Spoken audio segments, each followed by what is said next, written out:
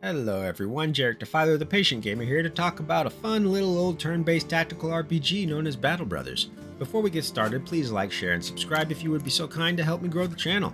Battle Brothers is what I like to call a simply complex game, meaning the overall core of the game is fairly simple when it comes to the day-to-day routines, but once you start getting deeper into building up the individuals in your company, as well as learning about the combat mechanics, you soon find that there is quite a lot of depth to the game that isn't so apparent on the surface. As mentioned before, Battle Brothers is a fairly difficult turn-based tactical RPG that finds you in charge of your own mercenary company. You make your way through a fantasy realm on a procedurally generated world map that entails several towns in which you can pick up contracts from.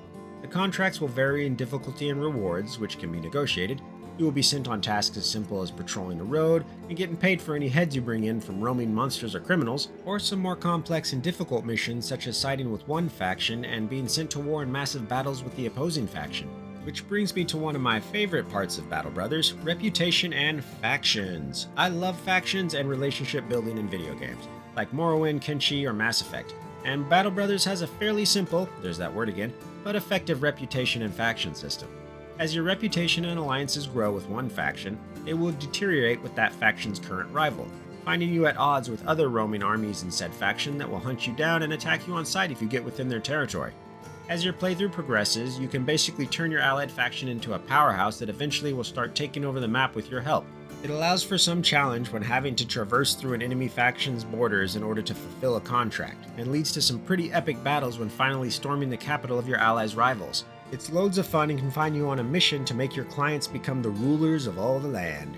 But it doesn't end there. Not only are there reputation gains with major factions or houses and their given cities, but also with each unaffiliated individual town on the map. These are small independent villages that you can also gain contracts from, and once you start completing them reliably, your reputation with said town will grow. And just like with a major faction or house, the better the reputation, the more they'll be willing to treat you friendlier with better prices on goods and more recruits for your company. However, if you betray them by abandoning a contract or simply attacking them, your reputation will obviously drop, even to the point where they will refuse to deal with you and may even attack you on sight if it gets low enough. Also, if you don't visit and help them regularly, your reputation will naturally degrade to a neutral state. So you have to pick and choose sides when it comes to who you want to ally with, as it's not possible to be buddies with everyone on the map.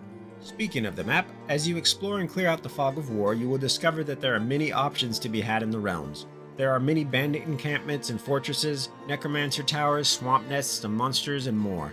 Like Mountain Blade, the game is tied to your company's movement, so as you move around the map, the time progresses. You can pause and speed it up as you wish. There is a day and night cycle that will affect combat, more on that later, and as you move around the map, so do all the other functioning armies that are not a part of a static environment such as a camp or tower. So if you have a contract to hunt down a group of bandits or orc raiders, then you have to seek them out, track them through their footprints on the map, and eventually catch them.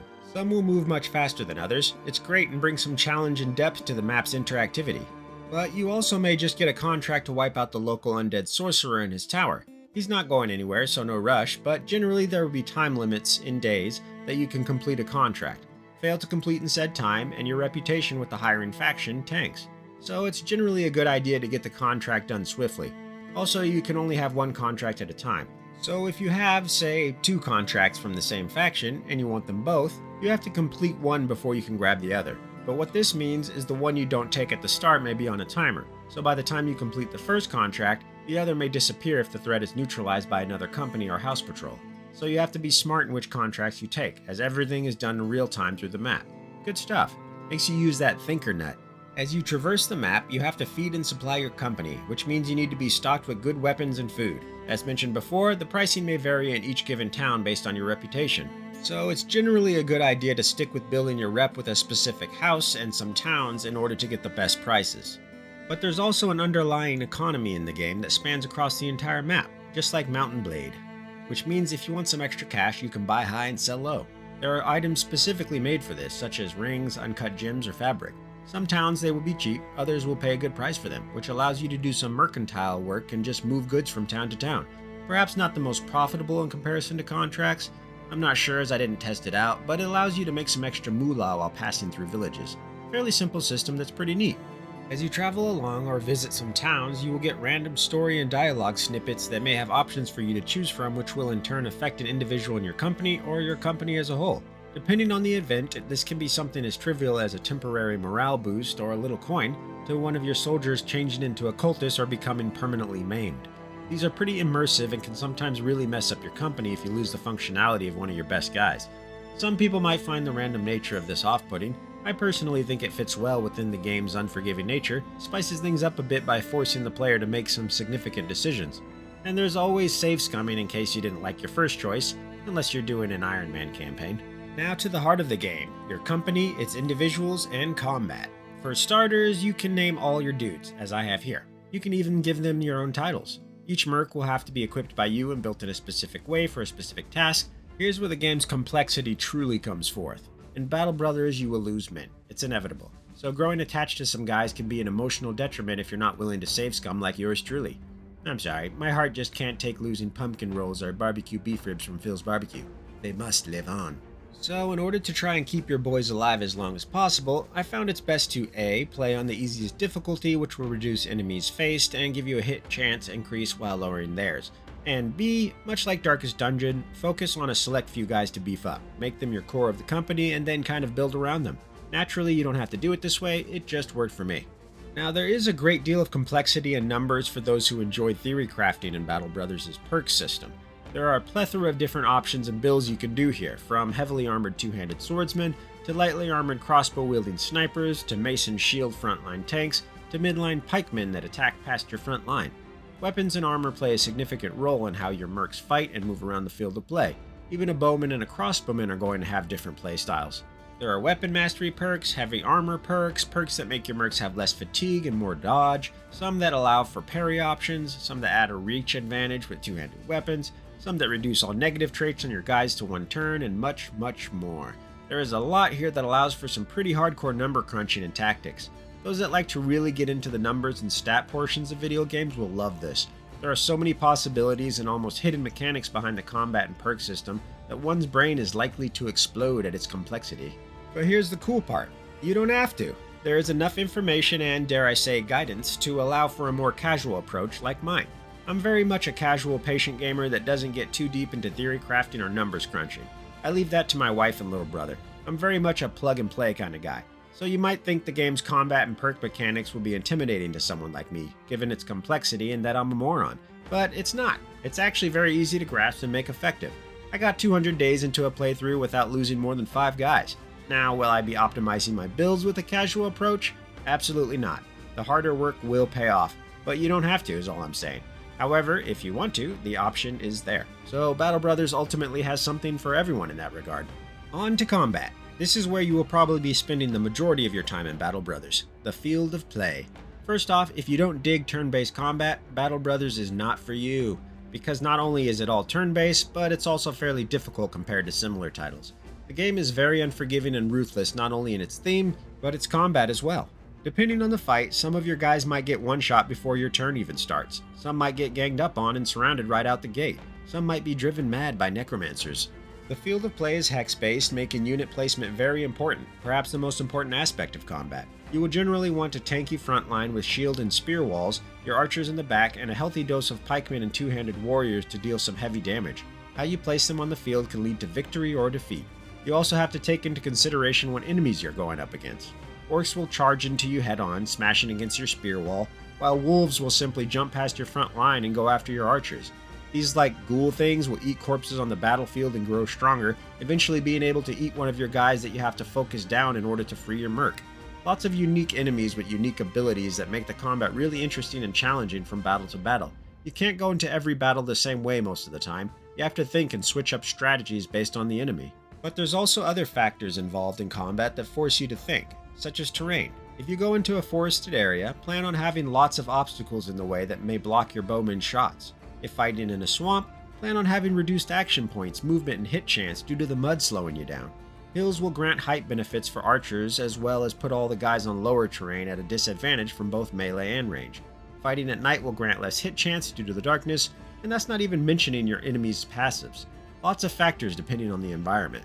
During combat, you have a bunch of status effects that will trigger depending on builds, enemies, and that good old nasty RNG. You can also build your perks to cater to certain status effects like maiming or bleeds. Hitting the head hard enough, one will lose their helmet and become concussed, causing all sorts of problems like less hit and dodge chance. Some might obtain a major hand injury that reduces hit chance and causes a bleed. Others may get a messed up knee that will reduce their movement. Some might get a punctured chest, etc, etc, etc. Allies can also affect allies with some attacks, mainly bowmen. If you are attempting to shoot an enemy standing in front of your front line, then you risk hitting your own guys. Cover matters as well, as hiding behind a tree stump or boulder will reduce arrow hit chance. Pretty nifty and adds to tactical decisions. As the battle goes on, enemy and merc alike will have their morale diminish, causing some to eventually attempt to flee the battle in terror, and different actions will affect this further. For instance, if someone is decapitated next to an ally, that ally would take a hard morale hit compared to someone just getting killed with an arrow. More brutal attacks result in more morale deterioration. As you start off, your guys will succumb to this a bunch of times, but once you get more hardened mercs, they don't really have that problem unless going up against a banshee or ghost that casts terror spells on them. Always a good idea to keep your guys well fed and partied out so they go into battle with a high morale. So as you can see, there is a lot of complexity when it comes to Battle Brothers' combat and perk system, but don't let it turn off you more casual gamers. There's still a lot to gain from this experience that doesn't require you to refer to spreadsheets. But what about my criticisms with the game? Most of them entail the combat, unfortunately. The RNG is pretty gnarly in Battle Brothers. You will sometimes see your side missing multiple times in a row despite having an 80+% hit chance and the enemy having no dodge buffs. This is on beginner difficulty with enhanced hit chance for your mercenaries. Even the enemies miss a lot, to be honest. In fact, I would say the majority of the attacks and fights miss rather than hit. I guess that's intentional, but who knows. Either way, it's kind of frustrating, but at the end of the day, if you play your cards right, you will come out on top. It's just that fights sometimes take longer than I wish they would due to constant misses. Also, the enemy may crit your head over and over time and time again despite you being far stronger and higher level than them. Perhaps this is an information issue rather than a mechanics issue, as you can't really see the enemy's stats so you don't know what their hit chance might be, but it happens a lot. Some enemies can be frustrating to play against, like orcs or necromancers, but they're at least fair. I don't really feel there is any unfair fights in the game, but doesn't necessarily mean they aren't frustrating and unfun at times. But that's mostly subjective, I suppose. A lot of contracts aren't very lucrative, making them feel like they're not worth doing, which is unfortunate. At times, if you find yourself broke, you can get morale drops as you struggle to make ends meet while being provided with only weak, low-paying contracts. It's tough, but you can still push through it generally. At the end game, if you lose one of your powerful mercs, leveling up a replacement to that level is extremely difficult given that new recruits are so weak, take quite some time to level, and they're often killed off within a single turn. However, you can purchase high-level recruits to supplement the endgame, but they are very expensive. Worth it though, most of the time. Still, I wish there was a better way to level new recruits later on. Okay, so there's my thoughts on Battle Brothers. Do I recommend it? Absolutely. I've had a pleasurable time throughout a few campaigns, and I think it's a good romp for any turn-based tactical fans out there. That said, it is a bit on the difficult side, so be warned. And I have yet to try out the majority of the DLCs, so can't comment on those. Either way, if this sounds like your cup of tea, give it a go. I'm sure you won't be disappointed. Before you go, please leave a like and subscribe, and share the video if you think Battle Brothers is worth sharing with your gamer friends. But before I leave you, I always like to end these recommendation videos with a snippet from the video game soundtrack. Composed by Breakdown Epiphanies, here's a little taste of the track Thug Life, Brigands. This has been Jarek Defiler. You all have a good morning, afternoon, evening, or night, depending on where you are. Take it easy.